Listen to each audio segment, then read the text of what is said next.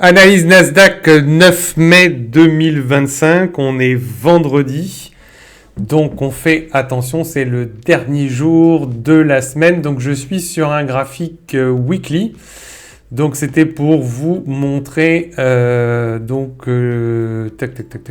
je vais même aller sur un graphique monthly, donc monthly, vous voyez que on est haussier, il n'y a pas besoin d'avoir fait de hautes études supérieures. Donc vous voyez ici, j'ai noté, on commence par là, j'ai noté le Previous High Monthly. Donc on a dépassé les plus hauts du mois précédent. Donc on a une volonté de monter. Et vous voyez qu'en plus, on avait laissé une FVG qu'on est tenté éventuellement de venir, pourquoi pas, combler d'ici la fin du mois. Donc ici, par exemple, on pourrait se le noter à 20 462. Hop, j'avais oublié de le noter. Donc c'est la zone à combler mensuelle pour fermer FVG Monthly. Hop, voilà. J'avais oublié de noter celui-ci. Donc voilà, on est en mois. On sait que sur ce mois-ci, sur le mois de mai, on a éventuellement à venir en TP. Alors je vais zoomer parce que j'aime bien être précis. Hop, hop, hop. On est plutôt pas mal. Hop, voilà, ici, ouais, voilà. Donc 20 460. Donc c'est les plus hauts, c'est éventuellement un TP qu'on pourrait faire pour fermer, pour retrouver une zone d'efficience, puisque là on est en inefficience. Donc c'est une zone à target éventuellement. Donc vous pouvez vous la noter, c'est à peu près 20 460, on n'est pas à un tick près comme je le dis toujours. Ensuite on descend en weekly, qu'est-ce qu'on voit en weekly? Eh bien en weekly, on voit qu'effectivement, je le disais en début de semaine, on avait une zone ici éventuellement à venir chercher pour fermer l'inefficience. Et puis finalement, ils n'en ont rien eu à faire. Ils ont préféré se diriger vers les plus hauts de la semaine dernière. On est en weekly, donc vous voyez, je les ai notés ici. Vous voyez cette ligne noire, c'est Previous High Week en anglais. Donc c'est les plus hauts de la semaine dernière qu'on a légèrement dépassé. Voilà ce qu'on peut noter, c'est que on tend à aller vers le haut. Il y a de l'impulsion. Vous voyez que cette FVG a été préservée. Alors c'est une petite FVG. Ça, si on continue de monter, ça ne sera pas un truc extrêmement puissant. Ça sera quelque chose qui pourra être cassé plus tard.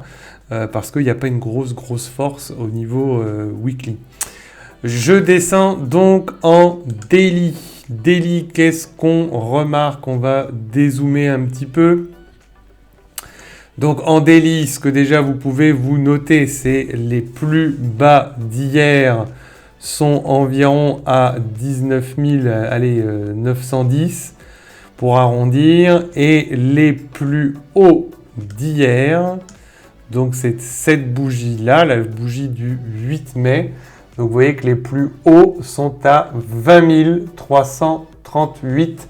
Ce sont les plus hauts d'hier. Voilà en daily. Alors qu'est-ce qu'on peut regarder un petit peu? Eh bien on a comment ça s'appelle? Une FVG qui remonte à mars 2025. 26 mars, elle avait été laissée. Vous voyez qu'on a tendance... On est venu rechahuter avec, on avait été rejeté fortement, et là on revient dessus, et donc on revient une deuxième fois dessus, donc c'est beaucoup moins puissant que la première fois. Donc on va se méfier parce que ça reste quand même une zone de rejet, mais on sait que ça pousse en semaine, donc on a un indice, ça pousse en semaine, ils sont déjà venus la retest.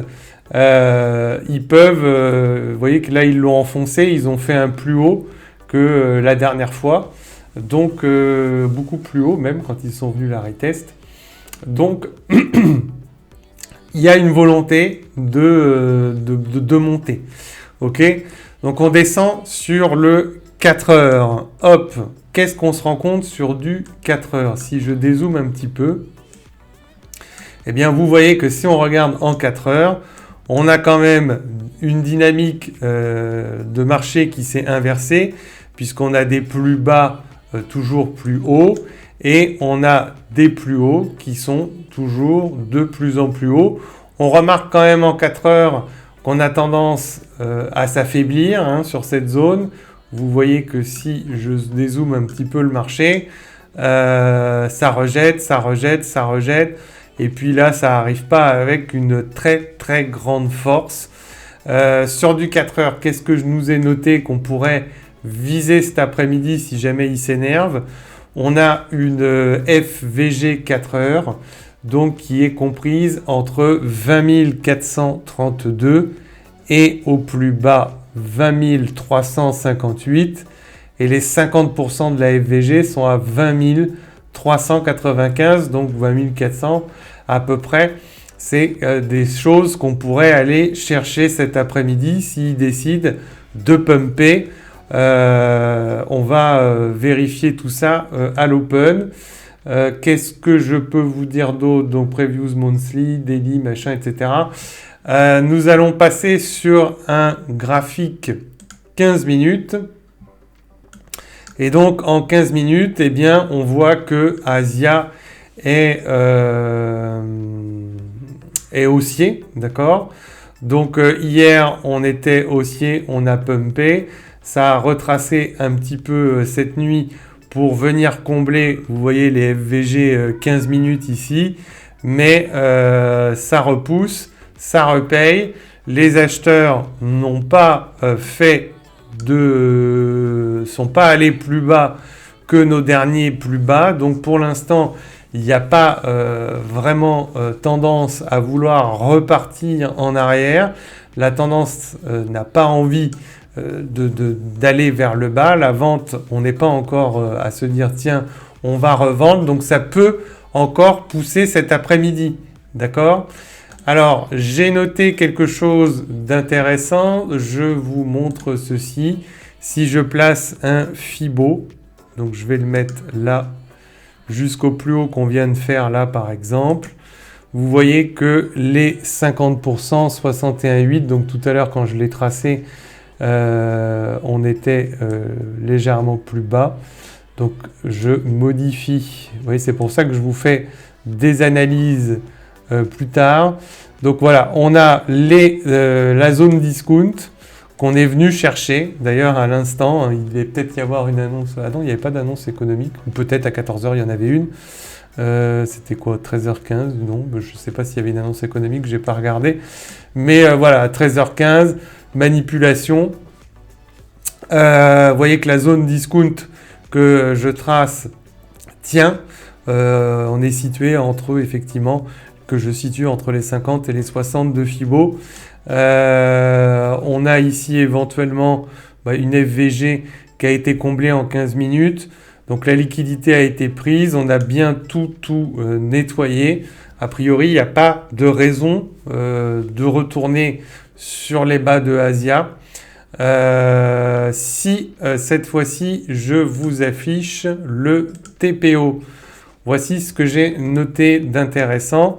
Donc vous avez la VAH, donc c'est la Value Area Haute que j'ai noté ici. Et puis de la journée d'hier, donc qui est située à 20 325. Vous avez le POC, le POC TPO, pardon, qui est situé à 20 160, on va dire. Et vous voyez, le POC TPO a fait support. On est bien venu rebondir dessus.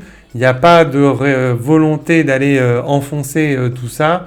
Vous pouvez noter aussi éventuellement la VAL, mais j'ai peu d'espoir qu'on aille rechahuter avec, mais pourquoi pas, qui est à 20 100, 20 099. Vous pouvez vous la noter. Donc voilà, ce que cet après-midi j'envisage, je vais virer le TPO. Je vais passer donc sur du 5 minutes puisque c'est mon graphique préférés. On a la zone discount. Je vais effacer donc ce qui ne nous sert à rien, le Fibo. On a noté notre zone discount. On voit qu'on est venu la chercher.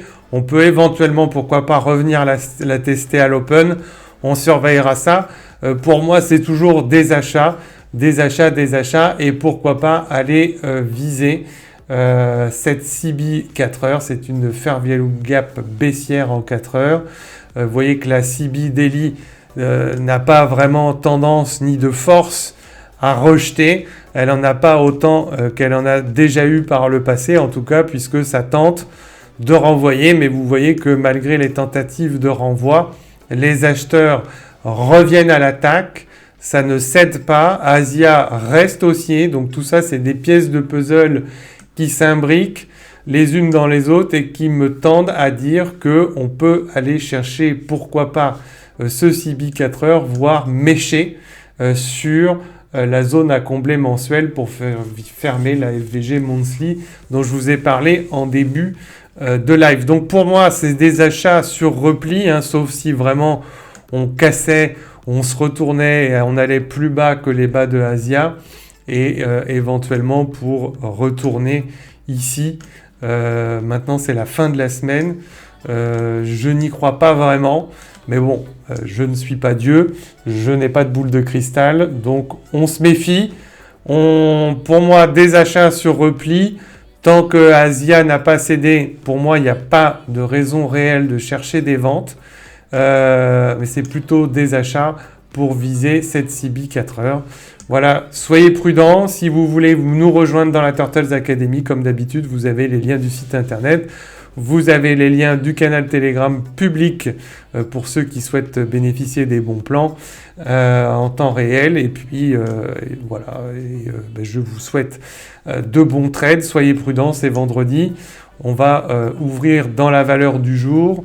Donc on est quand même dans un marché équilibré. Vous voyez que hier, la Previews VAH et la Previews VAL nous indiquent que d'ici 15h30, il est fort probable qu'on ouvre dans la valeur. Donc on reste quand même dans un marché équilibré. Ça peut déborder, mais il se peut aussi que ce soir, comme c'est la fin de semaine, ça retrace et qu'on revienne dans la valeur. À surveiller, soyez prudents. Je vous souhaite une bonne fin de semaine, un bon week-end et on se retrouve lundi. Ciao, ciao.